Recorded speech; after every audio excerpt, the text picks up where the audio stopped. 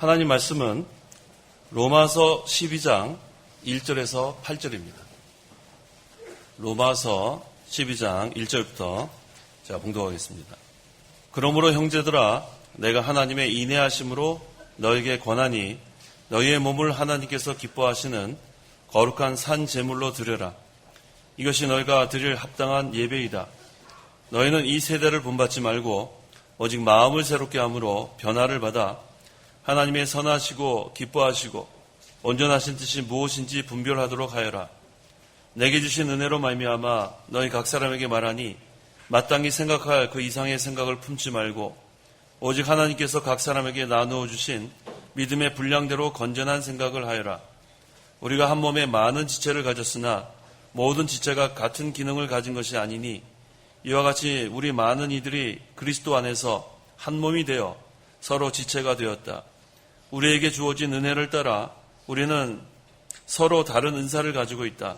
가령 예언이면 믿음의 정도대로, 섬기는 일이면 섬기는 일로, 가르치는 자면 가르치는 일로, 권면하는 자면 권면하는 일로, 구제하는 자는 순수함으로, 다스리는 자는 부지런함으로, 긍휼을 베푸는 자는 즐거움으로 해야 한다. 12절까지 봉독했습니다. 그 2절 상반절에 너희는 이 세대를 본받지 말고 오직 마음을 새롭게 함으로 변화를 받아라고 했습니다. 이 말씀을 근거로 해서 이 시간 증거할 말씀의 제목은 마음을 새롭게 함으로 변화를 받으라. 마음을 새롭게 함으로 변화를 받으라 라는 제목으로 말씀을 증거하겠습니다. 1절에 그러므로 형제들아, 내가 하나님의 인내하심으로 너에게 권하니 너희의 몸을 하나님께서 기뻐하시는 거룩한 산 제물로 드려라. 이것이 너희가 드릴 합당한 예배이다 라고 했습니다. 이 사도 바울이 그러므로로 시작하는 이유는 로마서 1장에서 11장까지는 교리적인 부분들을 증거했습니다. 그 다음에 이제 성도가 그 교리를 근거로 해서 어떻게 살아야 되는가, 실제적인 면을 지금 12장 지금 1절부터 증거하고 있습니다. 이걸 보면 교리와 실제 생활은 분리할 수가 없습니다. 우리가 지금 신앙생활을 하는 것은 자기가 어떠한 교리를 바로 배웠는지 그거를 가지고 신앙생활을 하기 때문에 교리는 따로, 실제 생활은 따로 하는 게 아니라 우리가 배운 교리대로 이제는 12절에 그러므로 하면서 이제 그대로 살아가라는 그런 말씀입니다.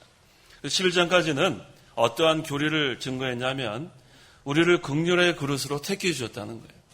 긍휼의 그릇으로 택해 주시고 또 불러주시고 또 하나님의 의를 입혀주시고 또 그리스도와 연합하여 영원히 중생하고 또 새 생명을 받아 양자가 되게 하셨다는 그런 내용이 다 증거되고 있었습니다. 이제 성도가 그것을 알았다면 그것을 가지고 어떻게 하나님을 기쁘시게 하며 신앙생활을 하는가, 그에 대해서 본문은 증거하고 있습니다. 내가 하나님의 인내하심으로 너에게 권하니라고 했습니다. 구원은 행함으로 받는 것이 아닙니다. 하나님의 인내, 하나님의 사랑, 하나님의 은혜로 우리가 구원을 받았고 이제는 그 구속의 은혜에 감격해서 이제 그 사랑 안에서 권면을 받아 모든 일을 해나가는 것입니다. 그래서 고린도후서 5장 14절에는 그리스도의 사랑이 우리를 강권하신다고 했어요. 우리가 신앙생활을 하는 것은 그 그리스도의 사랑의 강권함을 받아서 우리가 해나가는 것입니다. 특별히 여기에서 너희의 몸을 하고 시작합니다. 너희의 몸. 여기서의 성도의 몸은 성령의 전이라고 했습니다. 성령이 거하시는 그런 성령의 전. 그래서 몸으로 하나님을 섬기고 또 이 몸이 산 제물로 하나님께 드려져야 하는데 여기서의 몸은 이 육신적인 몸만 가리키는 것이 아니에요. 우리 육체의 몸을만 가리키는 것이 아니라 성령과 중생한 영에게 이용된 마음과 몸을 다 가르치는 거예요. 너의 몸을 하나님께서 기뻐하시는 거룩한 산제물로 드리려 할 때는 이 몸만 드리려는 것이 아니라 성령과 중생한 영에게 이용된 마음까지 포함되는 거예요. 그래서 성령과 중생한 영에게 이용된 마음과 몸을 하나님께 드림으로 하나님께 영광 돌리라는 그런 말씀입니다. 그 이유는 하나님께서 영과 마음을 드리지 않는 육신만을 받으시는 건 아니에요. 이 시간에 우리가 하나님께 예배하러 나왔는데 이 몸만 와서 그것만 받으시는 게 아니라 하나님께서 영과 진리로 예배하라 했습니다. 바로 이 성령과 중생한 영에 이용된 마음으로, 마음과 뜻과 우리가 몸을 다 해서 하나님께 이 시간 예배하는 거고, 또 실제 생활에서도 우리가 그렇게 하는 겁니다. 자, 여기서 산 제물로 드리라 했는데, 그래서 산 제물은 생명 있는 제물이에요. 죽은 제물이 아니라 생명 있는 그런 제물. 어떻게 생명 있는 제물이 되었습니까? 영이 새롭게 살아났기 때문에 생명 있는 제물이 되었어요. 죽은 제물이 아니에요.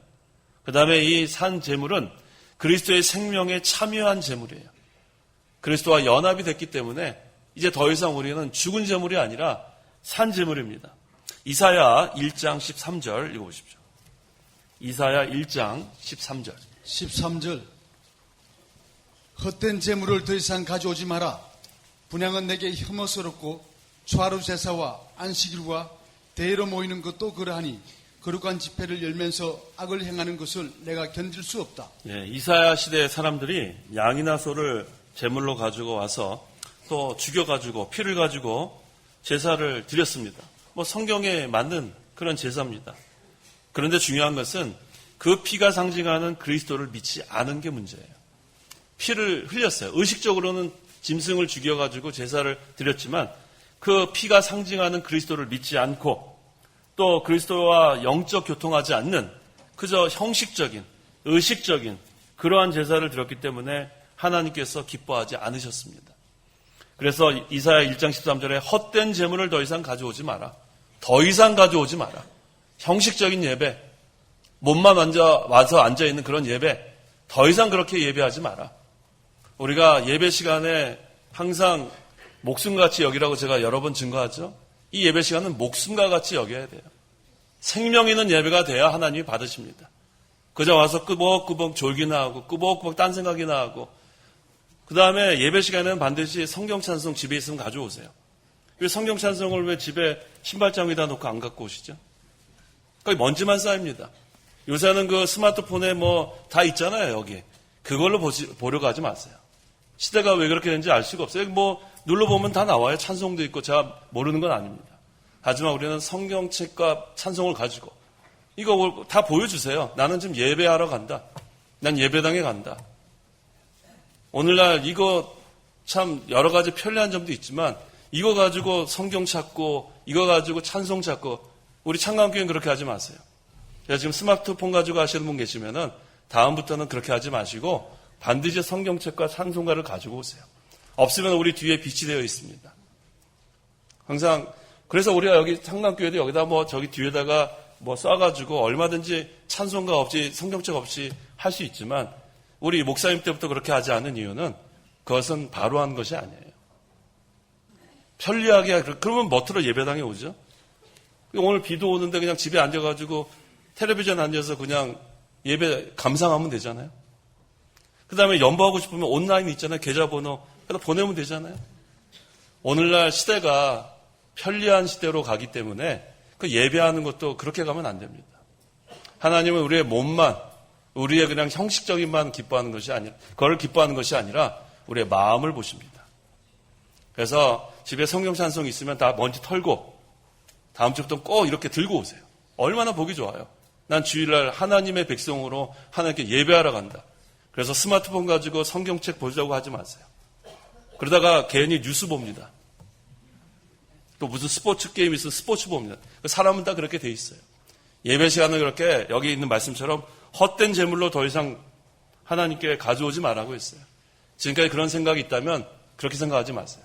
성경책 다 가져오시고 찬송가 다 가져오시고 우리가 마음과 뜻과 정성을 다하여 하나님을 섬기는 그런 신앙생활이 되어야 합니다. 그래서 오늘날 성도들이 하나님께서 거룩한 산제물로 드리기를 원하시는 거예요. 거룩한 산제물이 바로 말씀드린 것처럼 죄의 종이었던 우리가 예수 그리스도의 피로 다 씻음 받아서 새 생명으로 하나님을 섬기는 거예요. 살아있는 제물이에요.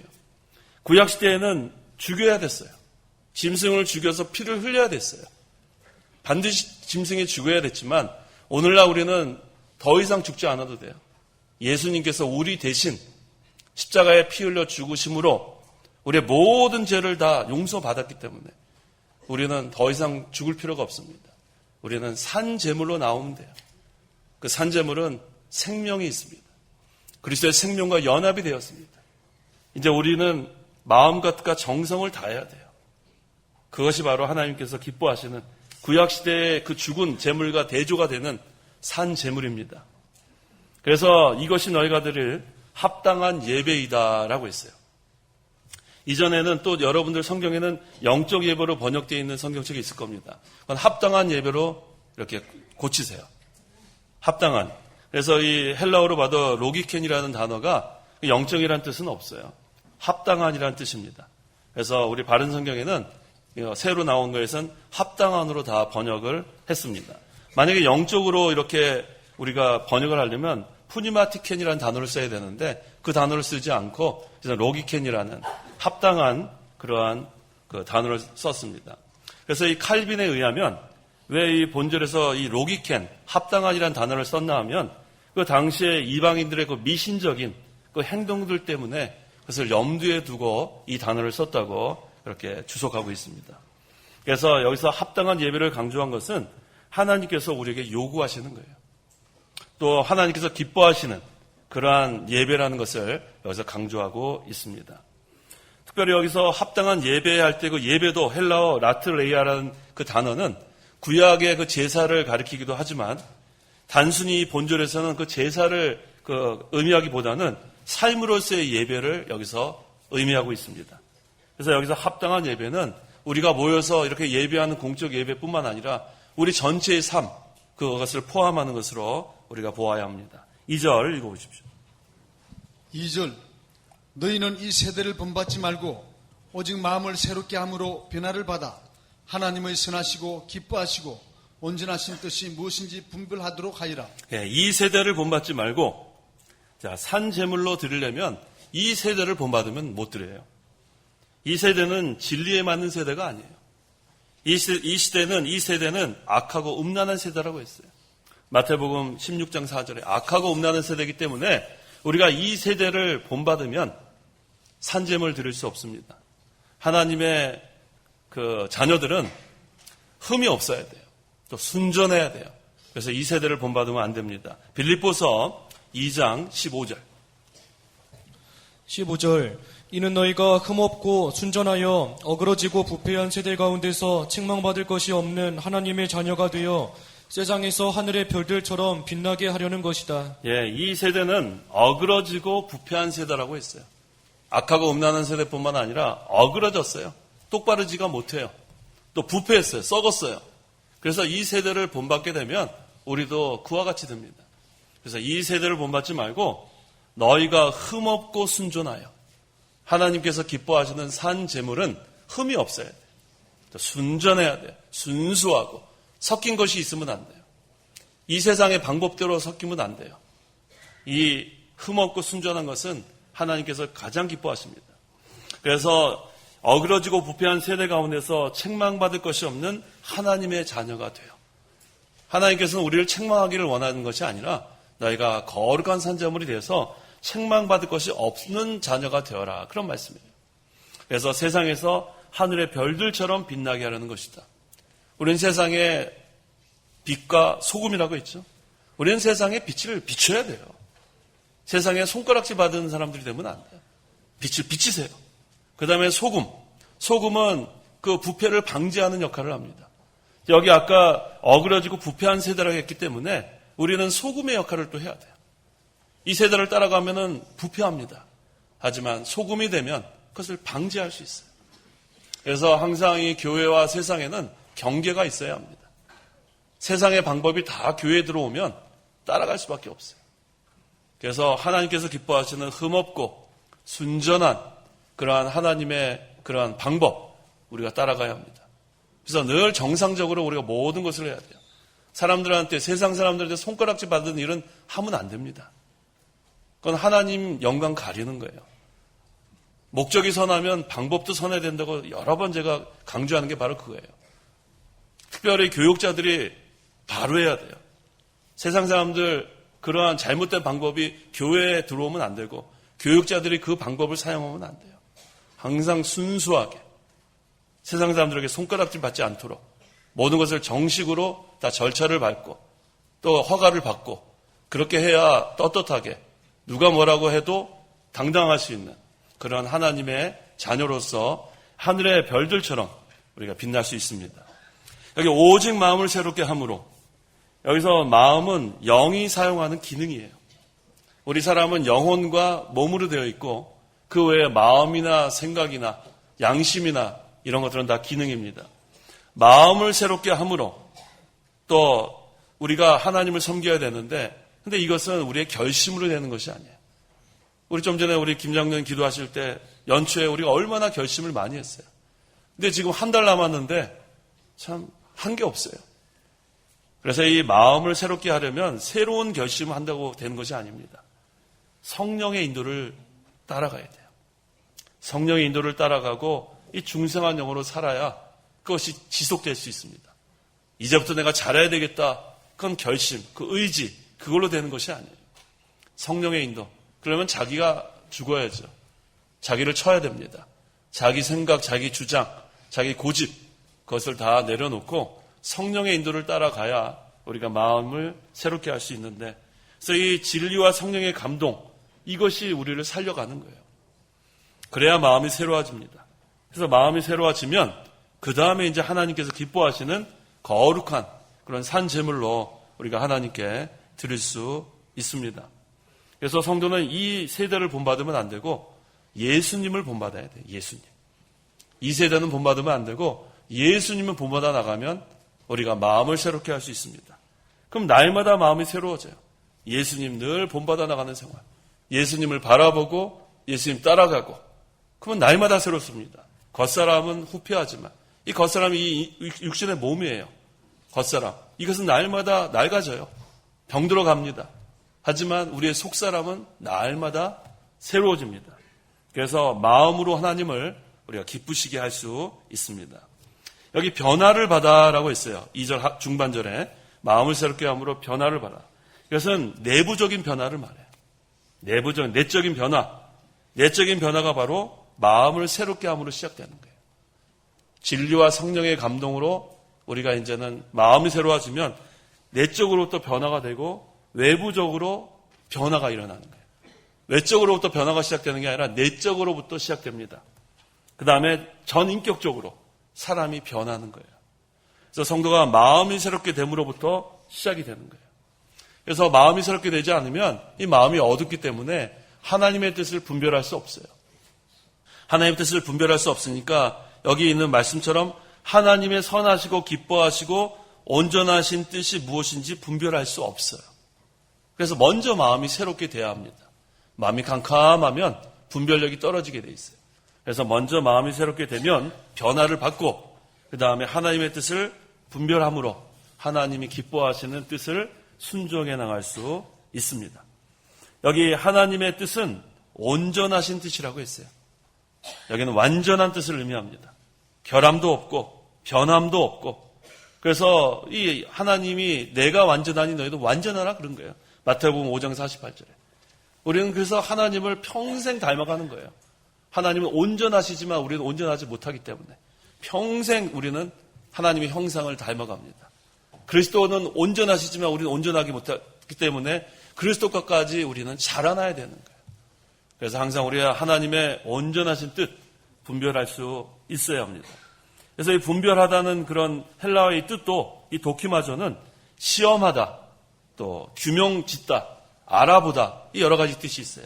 시험하다, 규명하다, 알아보다. 그래서 분별하다 그렇게 돼 있지만, 그래서 이건 뭘 여기서 우리에게 증거하냐 하면 진리와 비진리를 시험해서 알아보고 그것을 갈라놓으라는 거예요.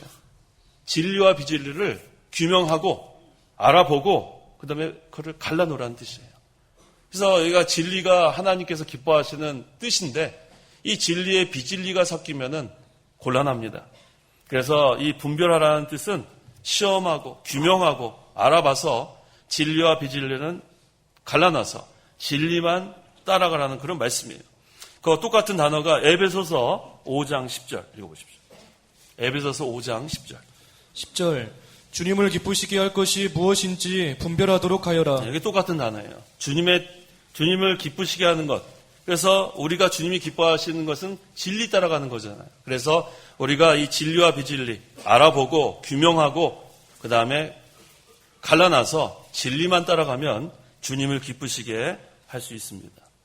그래서 하나님의 뜻을 우리가 날마다 찾아야 되는데 찾는 방법, 우리 목사님 강해서에 잘 나와 있어요. 하나님의 뜻을 찾는 방법 첫째는 성경에서 찾아야 돼요. 하나님의 뜻을 성경에 다 나타나 줬습니다. 두 번째는 신앙 양심. 세 번째는 성령의 감동.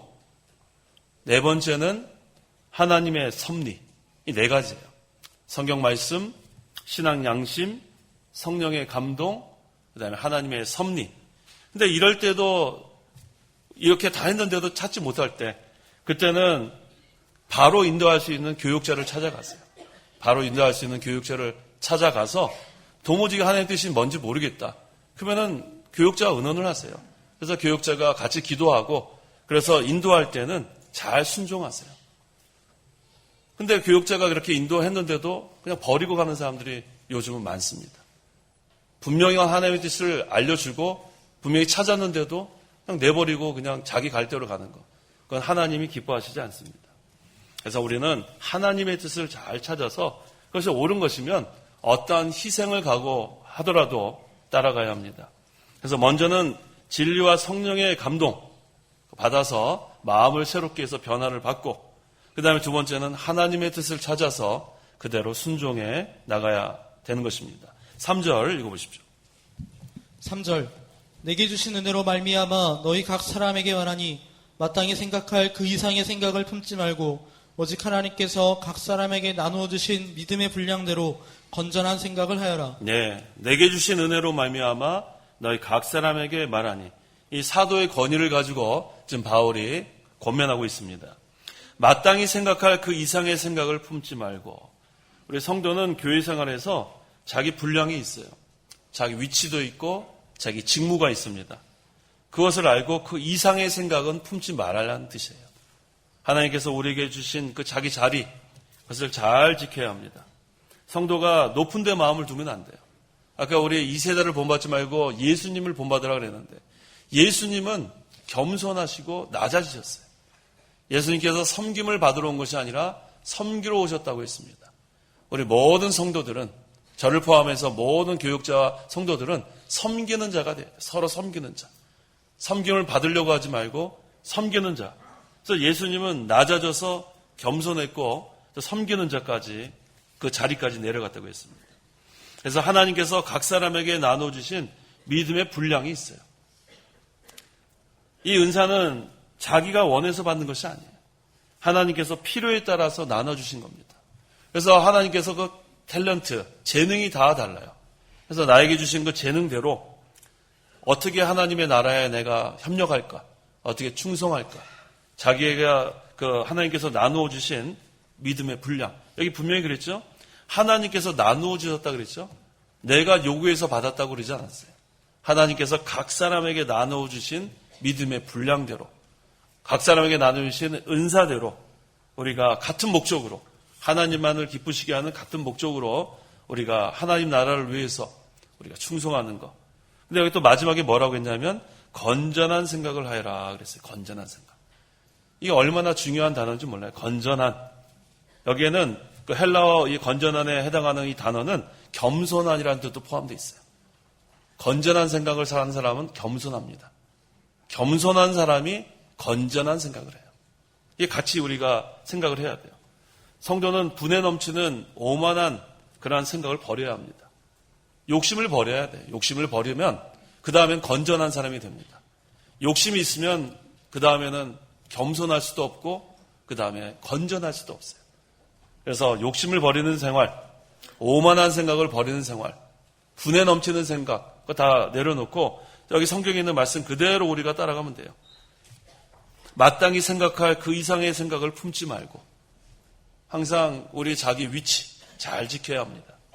4절에서 5절 읽어보십시오. 4절 우리가 한 몸에 많은 지체를 가졌으나 모든 지체가 같은 기능을 가진 것이 아니니 이와 같이 우리 많은 이들이 그리스도 안에서 한 몸이 되어 서로 지체가 되었다. 예, 이 바울이 이 교회에 대해서 또 이렇게 비유를 했는데 그리스도는 머리고 교회는 몸이라고 했어요.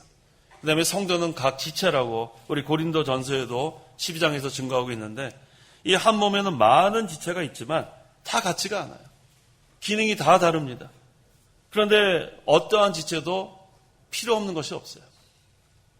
고린도전서 12장 22절에서 24절. 고린도전서 12장 22절에서 24절. 22절. 이뿐 아니라 몸에 더 약하게 보이는 지체들이 오히려 더 요긴하다. 우리가 몸 가운데서 덜 귀하다고 생각하는 그것들에게 더욱 귀한 것으로 입혀주고 우리의 볼품없는 지체들은 더욱 아름다움을 갖게 된다. 그러나 우리의 아름다운 지체들은 그럴 필요가 없다. 오직 하나님께서 몸을 잘 조직하여 부족한 지체에게 더 존귀함을 주시어. 예, 약하게 보이는 지체가 오히려 요긴합니다. 우리 심장 약해 보이지만 이거 얼마나 요긴한지 몰라요. 심장이 멈추면 우리 다 죽는 거 아니에요. 자, 우리가 항상 생각해야 될 것은 그리스도의 몸된 교회에 우리 각 지체인데 자기가 필요 없다고 생각하는 사람은 그건 어리석은 생각이에요. 약한 그러한 지체가 더 요긴하다고 하지 않았어요. 그래서 모두 다 필요합니다. 우리 성도 여러분들은 전부 다 필요한 그러한 지체예요. 전부 다 요긴한 그러한 지체예요. 그러니까 나는 필요 없는데 나 같은 게 필요한 거예요. 나 같은 게. 항상 그렇게 생각하세요. 나 같은 게 뭘 하나 없으면 나 같은 하나가 필요한 거예요. 그러한 사람들이 모여서 이 몸의 각 지체, 기능을 다 우리가 역할을 하는 겁니다. 그래서 우리 몸의 각 지체가 필요 없는 거 우리 하나도 없죠? 한번 생각해 보세요. 하나도 없어요. 잘라내볼 게 뭐가 있어요? 하나도 없습니다. 그건 뭘 의미합니까? 우리 교회에 속한 모든 성도들 다 우리가 서로 약한 자를 세워주고 서로 연합이 되고 서로 하나가 되어서 온전한 몸으로서 세워져 나가야 된다는 그런 말씀입니다. 근데 중요한 게 있어요. 몸이 지체를 위하여 있는 것이 아니라는 거예요. 잘 생각하셔야 돼요. 지체가 몸을 위해서 있는 거예요. 거꾸로 생각하시면 안 돼요. 뭐가 뭐를 위해서 있는 거예요? 지체가 몸을 위해서 있는 거예요. 우리 각 성도는 이 교회의 중심이 돼야지 내 중심이 되면 안 돼요. 교회가 그 사람 한 사람을 위하는 것이 아니라 각 지체는 몸을 위해서 있는 것처럼 우리 모든 성도는 하나님의 나라, 이 교회를 위해서 우리가 모든 것을 생각해야 돼요. 그래서 항상 너희는 먼저 그의 나라와 그의 의가 첫째가 되어야 합니다. 몸이 지체를 위해 있는 것이 아니라 지체가 몸을 위해 있다는 거 늘 기억하시기 바랍니다. 그래서 모든 성도는 교회를 위해야 돼요. 교회를 위하고 교회에 항상 손해를 주지 말고 하나님의 구원운동에 우리가 유익한 자. 이 오네시모는 무익한 자가 유익한 자가 됐죠.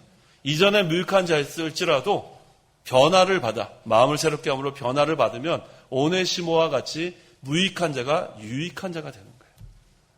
그래서 이전에는 쓸모없던 그런 신앙생활이 이제는 쓸모 있는 신앙생활. 교회에 아무런 그런 유익을 주지 못한 사람이 이제부터는 마음을 새롭게 함으로 변화를 받으면 유익한 사람이 되는 거예요. 나같이 별 볼일 없던 그런 사람이 아주 하나님 앞에 요긴하게 쓰이는 우리 모두가 그런 자가 돼야 합니다. 그러려면은 자기 주장, 자기 고집 다 내려놓고 건전한 생각으로 항상 하나님의 뜻이 무엇인지 분별하고 진리를 따라가고 항상 성령과 진리의 인도를 받아 나아가면 변화를 받게 되고 그 다음에는 다 요긴한 그러한 자로 쓰임을 받을 수가 있습니다. 6절 읽어보십시오. 6절 우리에게 주어진 은혜를 따라 우리는 서로 다른 은사를 가지고 있다. 가령 예언이면 믿음의 정도대로. 예, 우리에게 주어진 은혜를 따라 서로 다른 은사. 하나님께서 우리에게 주신 그 은사가 다 다르다고 했습니다. 그래서 여기 예언이면 예언은 하나님의 말씀을 여기서 대언하는 것을 말합니다. 이것도 믿음의 정도대로. 그래서 믿음에 맞추어서 하라는 거예요. 믿음에 맞추어서. 그래서 항상 우리 바울이 로마서 1장에서 11장까지 그 신앙 교리에 대해서 증거했는데 항상 이 교리, 여기대로 우리가 나가야 되는 거예요. 항상 우리가 이 교리를 왜 계속 배워야 되나? 이건 평생 배워야 돼요. 교리가 우리의 신앙생활을 좌우합니다. 이 교리 하나 잘못 배우면 그냥 엉터리 신앙생활 할 수밖에 없어요. 그래서 계속 우리는 반복적으로 교리를 배우는 거예요. 이 사도 바울이 이 로마서가 지금 1장에서 이게 몇 장이에요? 16장인데 1장에서 11장까지를 교리에 대해서 할애했어요. 얼마나 중요한지 모릅니다. 이것을 실제 생활에서, 그래서 교리와 실제 생활은 항상 하나가 돼야 돼요. 이거 분리하면 안 돼요. 교리는 교리대로 배우고 자기는 자기대로 사는 게 아니라 여기 교리대로, 신앙교리에 맞춰서 우리가 신앙 고백을 하고 그 다음에 신앙생활을 해나가는 겁니다. 7절에 섬기는 일이면 섬기는 일로, 가르치는 자면 가르치는 일로, 하나님께서 주신 은사가 다르기 때문에 나에게 섬기는 은사가 있으면 열심히 섬기면 돼요. 또 가르치는 은사가 있으면 열심히 가르치고, 또 8절에 권면하는 자면 권면하는 일로, 구제하는 자는 순수함으로, 다스리는 자는 부지런함으로, 긍휼을 베푸는 자는 즐거움으로 해야 한다라고 했습니다. 자, 교회에서 약한 자, 또 병든 자가 있어요. 또 시험에 든 자가 있습니다. 그럼 권면해야 합니다. 그래서 권면하는 것, 또 그거 우리가 부지런히 해 나가야 되고, 또 구제하는 것도 순수함으로 하라 그랬어요. 오른손이 하는 걸 왼손이 모르게. 그래서 나타내는 것, 그 하나님 앞에 바로 하는 게 아니죠. 그래서 자기 명예를 위해서 구제하고 그렇게 하는 것이 아니라 순수함으로 구제하라고 했습니다. 또 다스리는 자는 부지런함으로. 자, 하나님의 교회는 다스려야 된다고 했죠. 그래서 우리 성경에도 가르치는 장로가 있고 다스리는 장로가 있다고 했어요. 그래서 이 교회에서 이 권징은 참으로 중요합니다. 권징을 부지런히 하라고 그랬죠. 부지런히. 다스리는 자는 부지런히. 왜? 그렇지 않으면 마귀가 틈타기 때문에 그래요. 권징하지 않으면 누룩이 금방 퍼지기 때문에 우리는 권징을 부지런히 해나가라고 여기 증거하고 있어요. 왜? 교회의 순수함을 지키기 위해서. 교회의 성결함을 지키기 위해서. 그래서 교회에서도 권징을 부지런히 해나가고 교단에서도 권징을 부지런히 해나가서 순수성을 지켜나가야 돼요. 왜? 교회는 거룩한 물이기 때문에 그래요. 구별된 그런 물이기 때문에 다스리는 자는 부지런함으로, 그 다음에 긍휼을 베푸는 자는 즐거움으로 하라 했습니다. 그래서 다른 사람 도와줄 때 인색한 마음으로 하면 안 돼요. 다른 사람을 이렇게 긍휼 베풀 때는 즐거움으로 우리가 도와줘요. 기쁜 마음으로. 하나님께서 우리를 긍휼을 베푸실 때 기뻐하는 마음으로 우리를 긍휼을 베푸신 것처럼 우리도 다른 사람에게 긍휼을 베풀 때는 즐거움으로 베풀라는 그런 말씀입니다. 자, 오늘 제목이 마음을 새롭게 함으로 변화를 받으라. 마음을 새롭게 함으로 변화를 받으라. 하나님께서 원하시는 제물은 산 제물이에요. 구약시대에 짐승을 죽여서 그 피 흘리는 그 제물, 더 이상 하나님은 그거 필요하지 않습니다. 예수님께서 우리 대신 십자가에서 피 흘려 죽으심으로 우리 모든 죄를 다 용서함 받았어요. 이제 우리는 생명 있는 제물로 드려야 돼요. 영이 새롭게 살아나고 또 자라나는 제물이 되어야 합니다. 그리스도의 생명에 참여하는 그러한 제물이 되어야 합니다. 그래서 마음을 새롭게 하려면 성령의 감동과 진리 우리가 인도를 받아야 돼요. 그래서 항상 우리가 이 정욕을 죽이란 말이 그거예요. 중생한 영으로 살라. 성령의 감동을 받고 그 다음에 진리를 순종해 나가는 것. 그러면 날마다 새로워지는 거예요. 겉사람, 이 육신의 몸, 이 육체는 날마다 이것은 낡아질 수밖에 없죠. 하지만 속사람은 날로 새로워지는 거예요. 독수리가 날개치며 올라간 같이 새 힘을 받아서 마음을 새롭게 함으로 변화를 받으면 이와 같이 우리가 신앙생활을 해나갑니다. 성도는 이 세대를 본받으면 안 돼요. 악하고 음란한 세대, 어그러지고 부패한 세대, 거기에 우리가 본받으면 안 되고 예수님을 본받아야 돼요. 예수님. 겸손하시고 섬기시고 낮아지시고, 그래서 우리가 항상 그러한 섬기는 그러한 자세, 그래서 하나님을 그러한 마음으로, 새로운 마음으로 우리가 섬기는 그러한 자. 몸으로만 하는 것이 아니라, 이 몸만 하나님께 드리는 것이 아니라 우리가 성령과 중생한 영에 이용되는 이 마음으로 또 이 몸으로 하나님을 섬기고 하나님을 예배하는, 그래서 마음과 정성을 다하여 하나님을 예배하고 우리의 실제 생활에서도 우리가 마음을 새롭게 하고 변화를 받는 가운데 하나님 기쁘시게 하는 거룩한 산제물로 살아야 됩니다. 기도하시기 바랍니다. 기도하겠습니다. 거룩하신 하나님 아버지, 은혜와 사랑을 참으로 감사합니다. 죄와 물로 영원히 죽어 마땅한 죄인들이지만 하나님께서 구원하여 주셔서 이제는 하나님께서 기뻐하시는 거룩한 산제물로 드릴 수 있는 하나님의 자녀가 되게 하심을 참으로 감사합니다. 구약시대에는 짐승을 죽여서 계속해서 죽은 제물로 제사할 수밖에 없지만 이제 예수님께서 우리를 대신하여 십자가에 피 흘려 죽으심으로 우리의 모든 죄가 다 용서함 받았고 이제는 거룩한 산제물로 하나님께 드리게 하심을 감사합니다. 생명 있는 제물, 날마다 새롭게 되는 역사가 있게 하시고 또 그리스도와 연합되어서 그리스도의 생명에 참여하는 그러한 신앙생활이 되기를 원합니다. 항상 우리의 주장, 생각, 고집을 다 내려놓고 항상 성령의 인도, 성령의 감동, 또 진리의 인도를 잘 받아서 마음을 새롭게 함으로 변화를 받아 또 예수님을 본받으라고 했습니다. 악하고 음란하고 어그러지고 부패한 세대를 본받지 말고 목적이 선하면 방법까지도 선한 방법으로 순수하고 순전하고 그래서 하나님께도 인정을 받고 불신세계에서도 손가락질 받지 않도록 우리가 온전히 흠없고 책망받지 않는 하나님의 자녀로서 또 교회로서 세워져 나가게 도와주시옵소서. 예수님의 이름으로 기도하옵나이다. 아멘. 찬송가 1장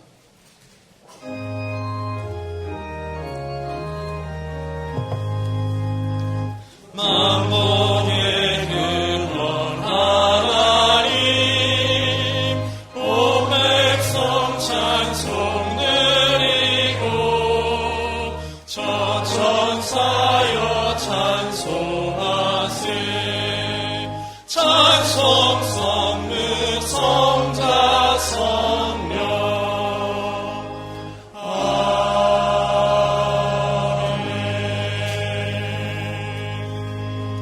축도하겠습니다. 주 예수 그리스도의 은혜와 하나님의 사랑과 성령의 교통하심이 이 시간 하나님께 나와 예배하는 온 성도와 함께 있을지어다. 아멘.